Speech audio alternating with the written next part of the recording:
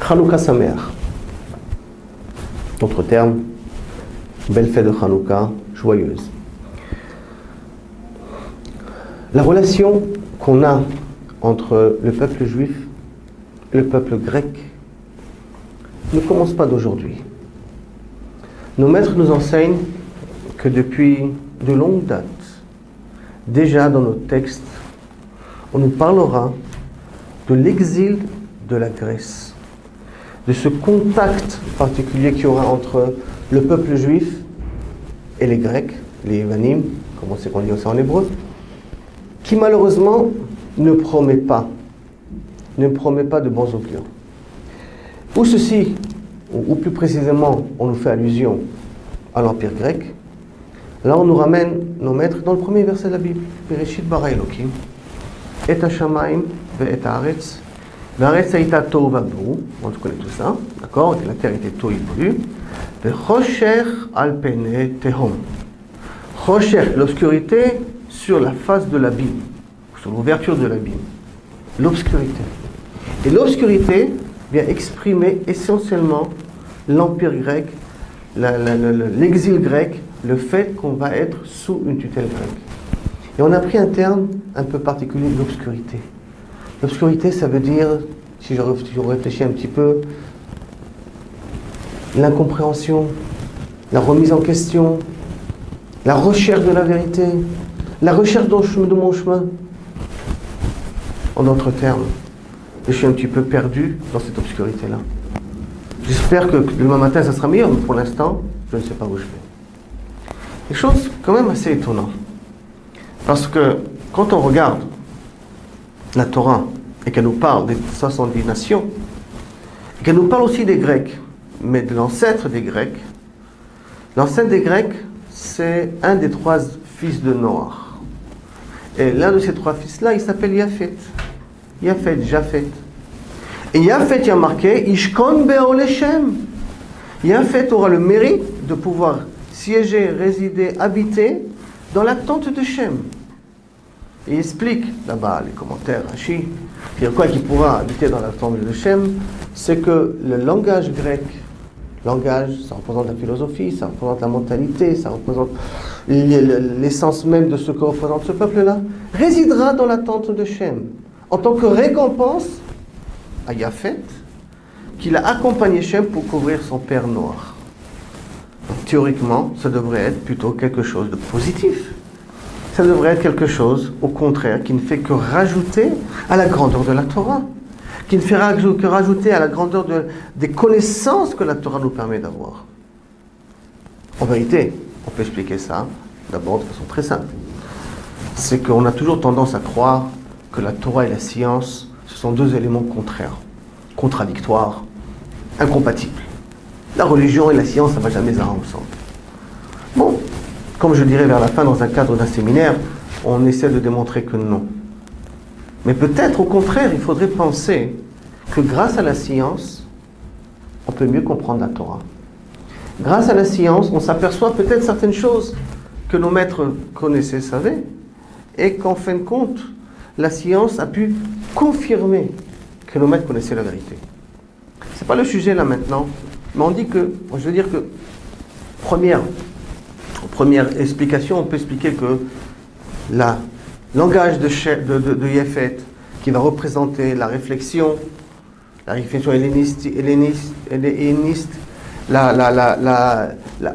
l'approche d'une science analytique, qu'on va chez Platon et chez les différents philosophes grecs, va permettre, d'une certaine manière, à mieux comprendre certaines facettes de la Torah. On peut peut-être aller aussi dans cette direction-là, je ne nie pas. Mais quand même, on voit que Chazal, dans le premier verset de Bereshit, appelle la Grèce, l'Empire grec, comme Chosher, l'obscurité. Alors, regardons un petit peu comment ça a commencé.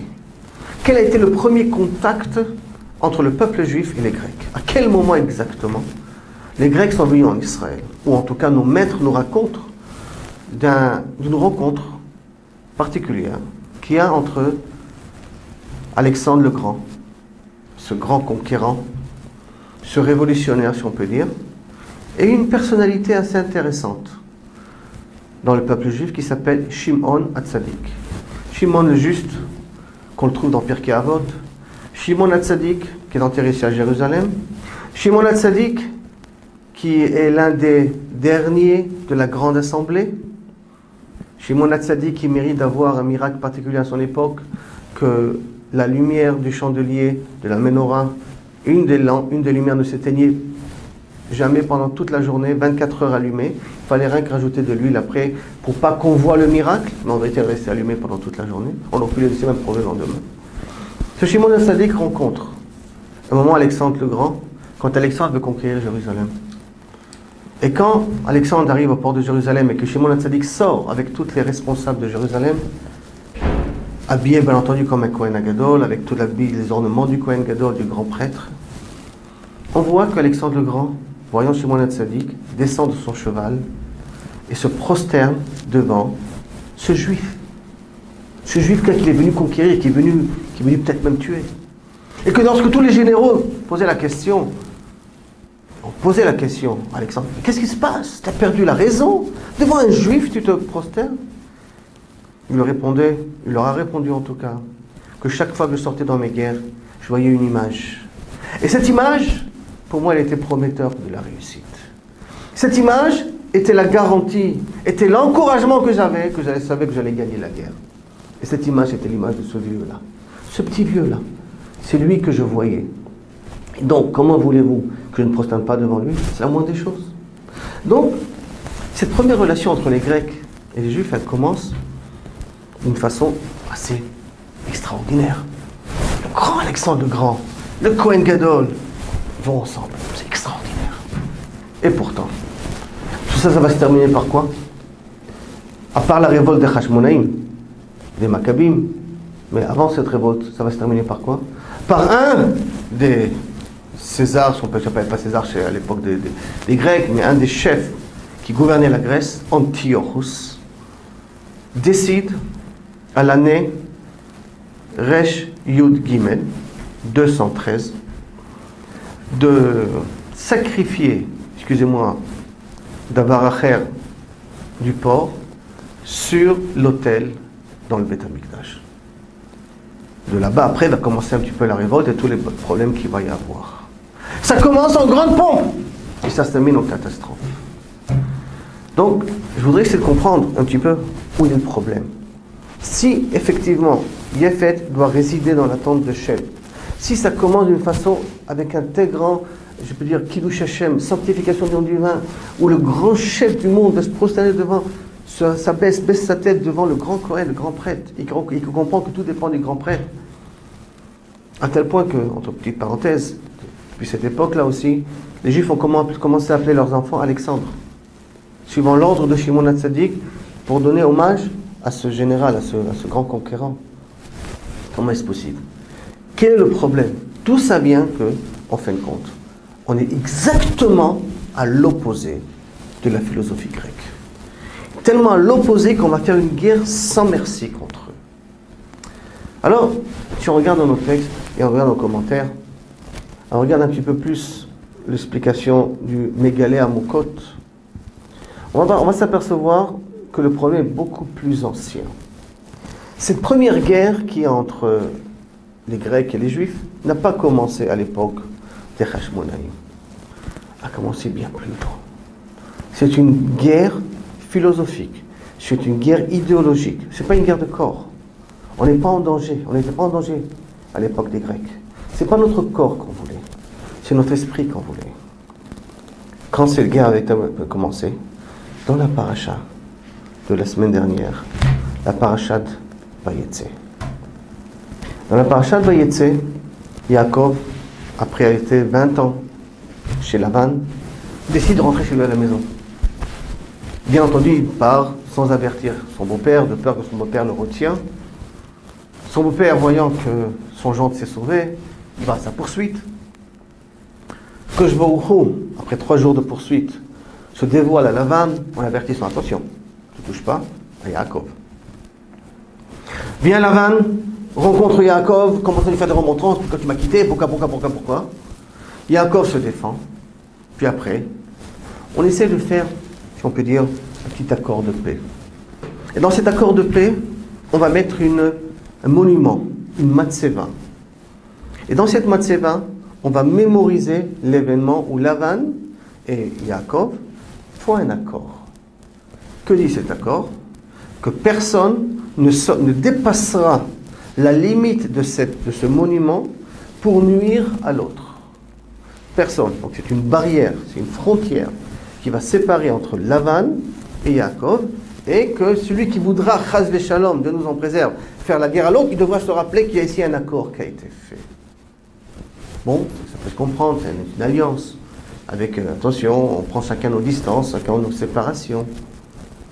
Mais, dit cette fois-ci, le Sefer Hamakim du Rav Mendelbaum, dit c'est quand même assez bizarre.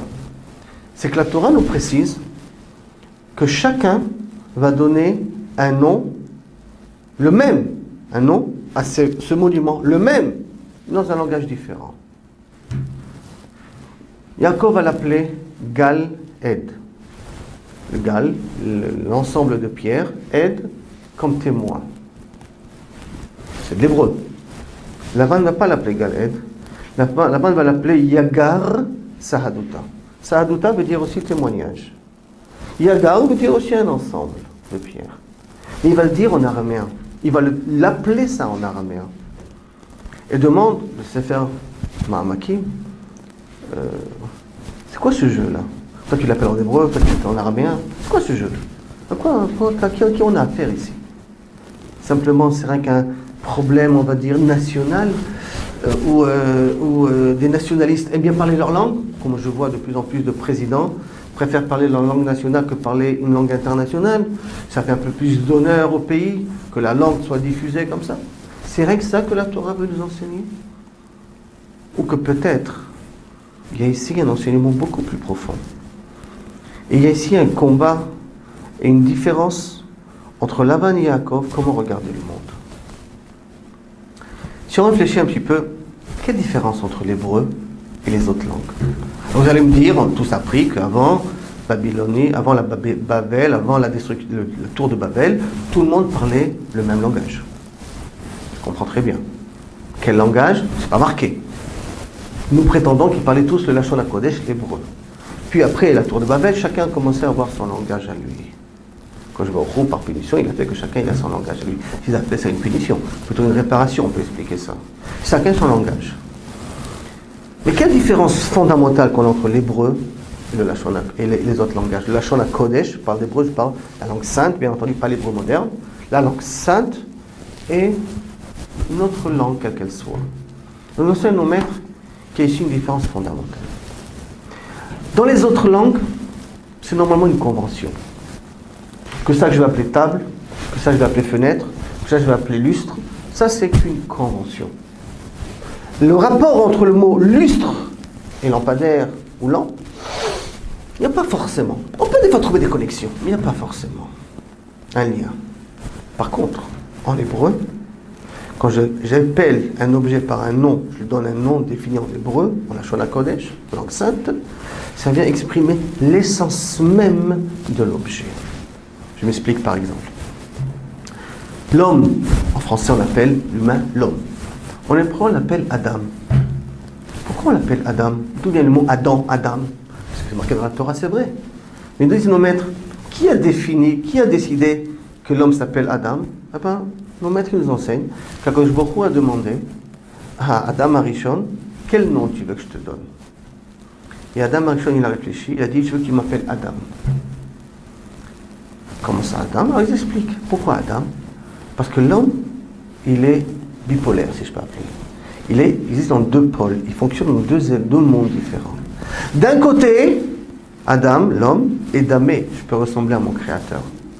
J'ai la réflexion, j'ai la compréhension, j'ai le libre arbitre, j'ai le choix. Je peux ressembler à mon créateur. Je peux être quelqu'un de très haut. Bien entendu, on ne va jamais ressembler à 100% à Kadosh Baruch Hu. C'est pas Shayar. Ça n'a pas de sens. Mais je peux arriver à un niveau très très très haut par rapport à tout le reste de la création. Par contre, aussi, je peux être Adama. Je peux ressembler à la terre. Je peux être très très très bas dans ma manière de me comporter. L'homme, il peut jouer sur les deux tableaux. il peut décider dans quel tableau il va appartenir. Donc vient Adam, il dit à Kadosh Baruch Hu, tu vas m'appeler Adam. Parce que j'ai ces deux forces opposées. Un très matérialiste, l'autre très spirituel. Ça c'est en moi. Et ça c'est qu'un petit exemple. Qu'en hébreu, les mots, en hébreu je répète la Shona Kodesh, je reprécise, la langue sainte, les mots ne sont pas une convention. Les mots sont censés représenter l'essence même de qu'est-ce que c'est l'objet. Par contre, comme on l'a dit, chez les nations, normalement c'est une convention. Ah, des fois on arrive à trouver des petits liens comme tu es compagnon, c'est comme quelqu'un, et on peut trouver des petits liens, mais normalement, ce sont des conventions.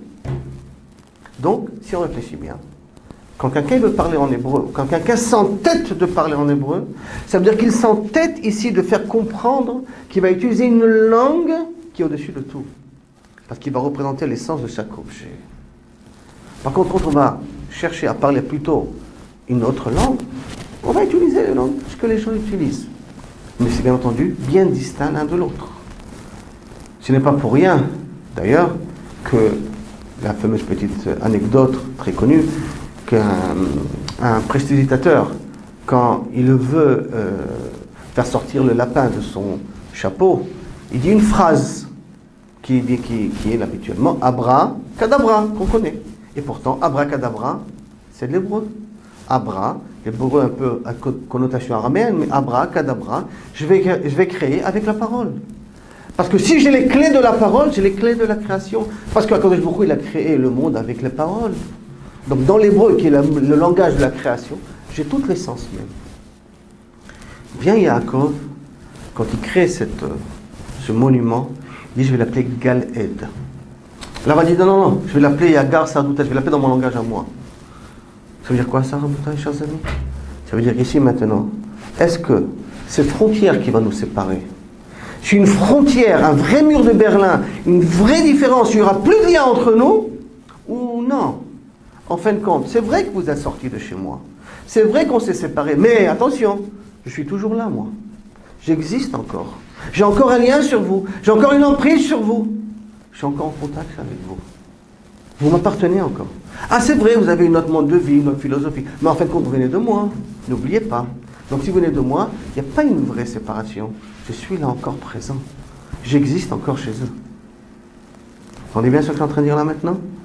Ça veut dire que Yaakov, quand il a dit on a fait la frontière entre tout le vent et moi Lavan, c'est fini. On est séparés l'un de l'autre. Quand vient Lavan, il dit non, on n'est pas séparés, je continue à être présent chez toi. Même si tu es parti, même si tu habites en Israël, même si tu es loin de moi, mais en vérité, j'ai encore un œil posé sur toi. Je suis là-bas encore chez toi. Si on réfléchit un petit peu, qu'est-ce que voulaient les Grecs? Quelle est cette philosophie des Grecs? Quelle est la pensée profonde des Grecs? C'est premièrement mettre en valeur l'homme. L'homme est au-dessus de tout. Les dieux ne sont pas au courant de ce qui se passe ici sur Terre. Mais l'homme est au-dessus de tout. La pensée, la réflexion, c'est ça qui compte. Ah, peut-être qu'il y a des vérités que je ne comprends pas encore. Non. Ce que tu comprends, c'est ce qui est vrai. Ce que tu comprends, c'est là-bas que je peux trouver la vérité. Viens Yaakov et dit, attends, on est différents. Nous, on a une arsinaï, nous, on a un langage. Nous, on a une autre philosophie. Nous, on a reçu, de génération en génération, une vérité. Et cette vérité-là, elle doit continuer à exister. Viens les Grecs qui disent non. D'abord l'homme, après ta religion. D'abord l'homme, et après ta connaissance. D'abord ce que toi tu comprends. La Torah nous dit exactement l'inverse. Où on voit que la Torah nous dit l'inverse? Première grande question, que, a priori, je ne comprends pas. Mont Sinaï, ça fait 2000 ans, plus précisément 2448, qu'on attend le don de la Torah. Un moment, événement extraordinaire. Toute la création dépend que de ça. Qu'est-ce qui va se passer? Le Créateur va se dévoiler à toute une nation. Le Créateur va se dévoiler sur terre. Et il va donner un mode d'emploi. Il va donner un mode d'emploi. La rencontre du troisième type. c'est l'événement, le seul et le plus grand événement de l'histoire. On s'attend tous. On est sur toute notre pression pour entendre la parole de Dieu. Que je me se dévoile. Et qu'est-ce qu'il dit? Tu ne voleras pas. Tu ne tueras pas. Tu ne convoitiseras pas la femme de ton voisin. Tu respecteras ton père et ta mère. Je ne comprends plus rien. On a attendu 2448 ans pour me dire quoi? Des choses que les Grecs, pas les Grecs, les Égyptiens, les Babyloniens, l'homme de Cro-Magnon pouvait comprendre de lui-même. Peut-être. Que pour vivre en société, il faut ne pas voler, il ne faut pas tuer. C'est ça que tu veux me dire? Tu as attendu 2448 ans pour m'apprendre ça? Une vérité si simple. Ah, c'est vrai, je t'ai dévoilé, il y a un seul Dieu. Anochi Hashem Elokecha. Je suis le Dieu qui t'a fait sortir d'Égypte. Oui, d'accord. C'est vrai, on nous parle, attention, qu'il faut faire attention de respecter Shabbat, une journée de vacances dans la semaine. Bon, je peux se comprendre, j'aurais pu peut-être même, de façon uniquement logique, arriver à telle conclusion. Mais tout le reste des 10 commandements, pourquoi? Pour ce petit moment-là de me dire quoi? Des choses que je sais? Non. Une grande différence. Si c'est moi, Kadosh Baruch Hu, qui te le dit, ou si c'est toi qui te l'impose. Parce que si c'est moi qui te le dis, on ne peut pas jouer avec. Tu es obligé de l'appliquer à la lettre. Qu'est-ce que moi je t'ai transmis? Si c'est toi qui invente ou qui crée cette loi-là, alors tu peux décider un beau jour que je vais, parmi les humains, décider qui s'appelle homme et qui ne s'appelle pas homme. Et donc, ceux qui ne rentrent pas dans la catégorie des humains, j'ai le droit de les tuer, j'ai le droit de les assassiner, j'ai le droit de les exterminer, puisque dans ma définition, ce ne sont pas des humains. Ça veut dire que prendre cette Torah-là et la rendre humaine, et la rendre je ne dirais pas la porter, parce que c'est le but qu'on la prenne, mais lui donner une forme entièrement humaine et de dire c'est moi qui va interpréter, c'est moi qui décide de la vérité, là c'est le grand danger. C'est pour cela que à l'époque de Ptolémée Ier, un empereur grec qui gouvernait sur l'Égypte et Israël en même temps, un petit peu un fou de la connaissance, avait réuni 70 grands sages en Alexandrie. Il y en a qui disent 5, il y en a qui disent 70, on va partir d'après la version 70, et il leur a demandé de traduire la Bible en grec. Ils disent nos maîtres, ils ont fait une traduction, grand miracle, tout le monde a traduit de la même façon et tout. Ce moment-là, cet événement-là, où la Bible a été traduite en grec, est aussi dur à supporter que le veau d'or. C'est un événement qui a eu un impact aussi grave que la faute du veau d'or. La faute du veau d'or, où le jour du mariage, l'homme Israël, entre guillemets, trompe le mari. Eh bien, traduction en grec, ça a été, d'une certaine manière, l'un des catastrophes, si on peut dire, empiriques de l'histoire du peuple juif. Pourquoi? Parce que si ça c'est un livre divin, si cette Torah est divine, donc chaque mot, en plus en hébreu, avec les lettres hébraïques, ont un sens, ont un but bien précis. Pourquoi il a été écrit ici, il y a l'un à côté de l'autre. Mais dès que j'en fais une traduction, je ramène un élément personnel. Je ramène une interprétation, une vision, ou une approximation de la traduction du mot qui a été dit en hébreu. Et donc maintenant, à partir de ce moment-là, ce n'est plus un livre divin. Vous allez me dire, alors souvent il ne faut pas traduire en français? Non, je n'ai pas dit ça. Quand on n'a pas d'autres moyens, aujourd'hui, on n'a pas fait tout, on traduit tout ce qu'on peut traduire parce qu'on n'a pas les moyens de pouvoir diffuser autrement. Mais en vérité, si on peut apprendre dans la langue initiale, c'est comme ça qu'on devrait apprendre. Parce que là, j'ai la vérité. Nous connaissons la fameuse expression en français, traduction, trahison. Oui, chers amis, traduction, trahison. Parce qu'à partir du moment où je traduis un texte, ce n'est plus le texte divin, c'est fini. Et c'est ça que voulait Ptolémée. Ptolémée voulait que maintenant ce livre il est à la portée de tout le monde. Et qu'on enlève toute la aura qui est autour de ce livre-là, et qu'on le rend comme n'importe quel autre livre. Ça veut dire qu'on enlève tout impact de cette Torah-là, et on la retransmet à des gens humains qui vont te dire, à des histoires. Et sur ces histoires, on a plein de questions qu'on ne comprend pas. Donc il n'y a rien de divin dans tout ça. Dans le fond de sa pensée, c'était ça ce qu'il voulait Ptolémée. Par contre, nous, et ceux que la Hashmonaïm ont voulu, c'est exactement aller à l'encontre. Aller contre tout ça. où ça va s'exprimer, l'événement le plus grand, c'est que 5 personnes vont commencer une révolte contre un empire entier. Comment est-ce possible? Où est la logique? Si tu es quelqu'un qui réfléchit, tu prépares, tu prévois, tu essaies d'avoir des mercenaires, tu essaies d'augmenter ton armée. Non. 5 personnes qui vont aller contre toute une armée. Et pas que ça. On arrive, on conquiert Jérusalem, Baruch Hashem, et que d'une certaine manière, on libère le temple. Et on veut faire une inauguration du temple, et on a un problème des fioles d'huile, il y en a plein d'autres fioles d'huile, ils sont tous impurs, et alors s'ils sont impurs, on est marqué dans la halakha aussi, c'est vrai, c'est marqué, que Touma, Berabi, Moutra. Si tout le public est impur, il n'y a pas d'autre moyen, on a le droit d'utiliser de l'huile impure. Alors utilise. Non, nous on veut revenir à la source. Alors on veut être à l'opposé de toute cette philosophie grecque qui dit que d'abord l'homme, non, dit d'abord que et même que la halakha nous permet de prendre de l'huile impure, non, on veut aller un petit peu à l'extrême. On veut voir qu'on cherche plus que la logique, plus que ce que l'intellect comprend, et on veut spécialement de l'huile pure. Et quand on va prendre cette huile pure-là, on aurait pu la partager en 8 jours. Non. Bon, c'est vrai qu'il y a certains commentaires qui disent qu'on la partage en 8 jours, mais dans le gros des définitions, c'est qu'on va l'utiliser, et de façon miraculeuse, hors commune, hors logique, elle éclairera pendant 8 jours. Pourquoi? Parce que justement, les Hashmonaïm, justement, les Maccabim, toutes ces personnes-là qui ont pris le drapeau de la révolte, ont voulu bien exprimer une chose. On revient à la source.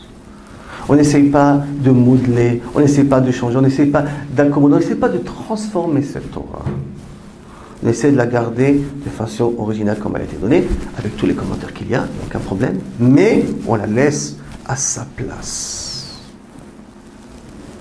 Ah, vous allez me dire, oui, c'est peut-être vous à l'époque, mais qui me dit qu'en fait, compte, cette Torah, elle n'a pas été modulée, elle n'a pas été transformée. Sur ça, dans un cas d'un séminaire, on amène plusieurs démonstrations pour prouver que la Torah, elle continue à être divine et qu'elle n'a pas pu être écrite par des hommes. On démontre à travers des codes, on démontre à travers des prophéties, on démontre à travers les connaissances profondes, scientifiques qu'on peut retrouver dans la Torah, qui correspondent à ce que la science va découvrir après. Il y a différentes approches possibles. Mais ce qui est l'essentiel, ce qu'on veut montrer, que tout au long de l'histoire, ce qui a été le garantie la meilleure qu'on puisse tenir et qu'on puisse ne pas s'assimiler, c'est garder cette Torah intègre comme elle a été donnée. Ne jamais la modifier. Et d'ailleurs, entre parenthèses, après 2000 ans d'exil, les différentes communautés sont venues de différentes contrées, les Yéménites, les Ashkénazes, les Sfaradim. Et entre un Sefer Torah Sfarad et un Sefer Torah Ashkénaze, il y a une différence. Patsu Adaka écrit avec un Aleph ou écrit avec un Hey. Et entre les Sefer Torah Sfarad Ashkénaze et les Sefer Torah Yéménite, il y a 11 différences. Dans tout le Sefer Torah, il y a 11 différences. La halakha, elle a tranché lequel de deux il faut suivre. Et néanmoins, 99%, on a le même livre. 2000 ans d'histoire, 2000 ans qu'il n'y a pas eu de connexion entre les communautés. On revient en Israël, on compare les livres, et c'est presque les mêmes livres. 99%, c'est le même contenu. Alors que l'évangile, le Coran, tu as différentes versions. En copiant et tout ça, il y a plein d'erreurs qui ont été faites. Et nous, une erreur entre Ashkenaz et Sfarad, qui d'ailleurs est écrite dans le Talmud, avec Aleph ou avec Kei, Patsu Adaka, c'est écrit dans le Talmud, et avec les Yéménites, c'est un petit peu plus dans l'orthographe des mots qui ne change pas la forme de la phrase ni le sens de la phrase. On a 11 au total. Comprenez que, en fin de compte, ce que voulaient les Grecs, c'est que d'une certaine manière, prendre ce qu'était le spirituel, le rendre le plus matériel possible, pour le mettre au même piédestal d'égalité de ce que leur philosophie pensait, qui s'était basée essentiellement sur la réflexion, et en fin de compte arriver à la conclusion que je peux faire des modifications dans ce texte-là. Et ils ont eu un très grand impact. Parce que c'est la première fois que quand un juif, excusez-moi, veut devenir grec, il a le droit, enfin, mais on l'appellera Mityavel. Il aura un nom particulier, on donnerait un qualificatif. Je ne sais pas si on peut dire ça en français, il devient grétisme. Je ne sais pas s'il y a vraiment un terme en français qui peut l'exprimer. Rien que chez les Grecs, on parle de ça. Pourquoi? Parce que cette philosophie, elle est rentrée très forte. Très très forte dans le clan d'Israël. Pourquoi elle est rentrée très forte? Parce que la Torah, elle aussi, elle met en valeur l'homme. La Torah aussi, elle a voulu que l'homme soit quelqu'un de très important. D'où on le voit ça, chers amis? C'est qu'on a reçu 2 Torahs, vous le savez très bien. Une Torah écrite et une Torah orale. La différence entre la Torah écrite, c'est qu'elle est écrite. La Torah orale, c'est qu'elle est transmise par la parole. Ça veut dire que l'interprétation, la façon comment des fois on lit, ce sont les rabbins, les rabbanim, les talmidei chachamim, qui vont nous permettre à comprendre comment lire ce qui est marqué dans la Torah écrite. Donc d'une certaine manière, la Torah a mis aussi en valeur l'homme. Et les Grecs aussi ont mis en valeur l'homme. Les Grecs ont dit qu'il faut faire travailler la logique. Nous aussi on fait travailler la logique dans la Gemara, dans le Talmud. Qui ne connaît pas la logique talmudique, ou même maintenant en Corée du Sud, dans les écoles, on enseigne le Talmud en coréen. Il y en a même qui ont traduit le Talmud en arabe, en Jordanie, certaines écoles qui étudient le Talmud, parce qu'ils se sont posé la question comment c'est possible que les Juifs sont si intelligents que ça. Donc la réflexion, elle est demandée. Naase venishma, on fait et on écoute. Mais attention, tout ça sans jamais toucher à iota de ce livre, de cette Torah écrite, sans jamais rien modifier de cette Torah écrite. Parce qu'elle provient du Créateur, c'est ça qu'on a la conviction, et dans les séminaires on le démontre. Ça provient directement de Kadosh Baruch Hu, du Créateur. Et même dans la Torah orale, on a des éléments qui montrent que les informations proviennent aussi du Créateur. Mais si c'est du Créateur, rappelons-nous ce qu'on a dit au Mont Sinaï, si c'est du Créateur, on ne peut rien toucher, on ne peut rien modifier, on ne peut rien changer. Parce que ce n'est pas un homme qui a écrit. Si ça aurait été un homme, alors oui, on aurait posé des questions. La Torah, les 5 livres, eux, ils viennent du Créateur, on ne les touche pas. Et c'est ça qu'on va exprimer. On va exprimer en allumant les bougies dans la fenêtre, aux yeux du monde entier, que ce fameux petit miracle-là qu'on a eu, qui provient par la Messirut Nefesh, le don de soi, qu'ont fait les Maccabim et les Hashmonaïm, pour combattre ces philosophies grecques qui a eu un impact énorme dans le clan d'Israël. Puisque j'ai dit, on a commencé à les appeler Mityavnim, le peuple juif commençait à s'assimiler. Les Kohanim avaient même honte de monter leur Brit Mila, ils cachaient leur Brit Mila pour ne pas se montrer que ce sont des juifs. Où il est resté quoi? 5 personnes qui ont eu l'audace de remettre en question et qui vont contre toute logique combattre cet empire qu'Akadosh Baruch Hu leur donne au départ une grande réussite. Tout ça, pourquoi? Pour nous faire comprendre que le peuple juif est différent. Le peuple juif ne parle pas l'araméen, ne parle pas l'anglais, le peuple juif parle l'hébreu, parle le Lashon HaKodesh. Et dans ce Lashon HaKodesh, comme on a vu à l'époque de Yaakov, distinction. Je suis différent. On a un rôle bien précis à jouer. Et dans ce rôle-là, c'est une condition. Qu'on le tient comme il faut, qui veut dire, tu es le représentant d'Akadosh Baruch Hu sur terre, ou tu veux plutôt ressembler aux non-juifs de la rue. Pas forcément par notre look physique, par notre façon de penser, comme dit le Rambam. Comment un juif se distingue des autres? Par sa façon, comment il pense, par sa façon un petit peu comment il s'habille. Il ne va pas s'habiller comme les rockers, c'est n'importe qui. Il y a un minimum de tenue qu'il faut avoir. Par façon de se comporter. Pour être l'exemple. Qu'est-ce que c'est la volonté d'Akadosh Baruch Hu sur terre? Mais ça, c'est une condition, je répète. Qu'on ne touche pas à cette Torah-là. Qu'elle reste comme elle est, parce qu'on sait, comme je vous l'ai dit au départ, comparer tous les 6 Torah, elle n'a pas changé. Elle n'a pas été modifiée. C'est ça, chers amis, la garantie de la continuité du Ham Israël. Tant que l'Ham Israël s'est lié à cette Torah, il ne l'a pas modifié, ses enfants et ses petits-enfants continuent à appartenir au peuple juif. Dès qu'il a commencé à faire des modifications, on dit non, je ne veux pas dire ça, on va expliquer plus simplement. Il faut actualiser la Torah, il faut la mettre à notre niveau. Non, on n'est pas au Moyen-Âge, on ne peut pas allumer l'électricité. Vous connaissez tout un petit peu toutes ces questions-là? On a commencé à s'assimiler. Une génération, 2 générations, et malheureusement, on s'appelle Cohen peut-être, mais on n'est plus Cohen. En tout cas, si on n'est plus Cohen, on n'est même plus juif. Le secret, il est là. Parce que c'est une Torah divine. Et si on veut vraiment le démontrer, c'est un séminaire qu'il faut venir, et là-bas, toutes les conférences sont là pour montrer que la Torah n'a pas changé. Donc, Bezrat Hashem, cette fête de Hanouka, éclaire chez vous à la maison, vous permet à transmettre à vos enfants cette continuité depuis Moïse jusqu'à aujourd'hui.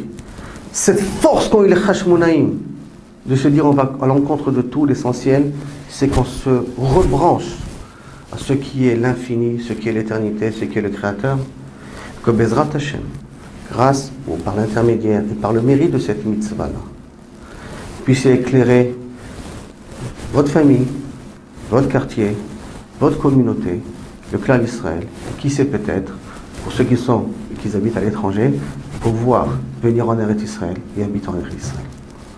Chag Sameach, bonne fête, à bientôt.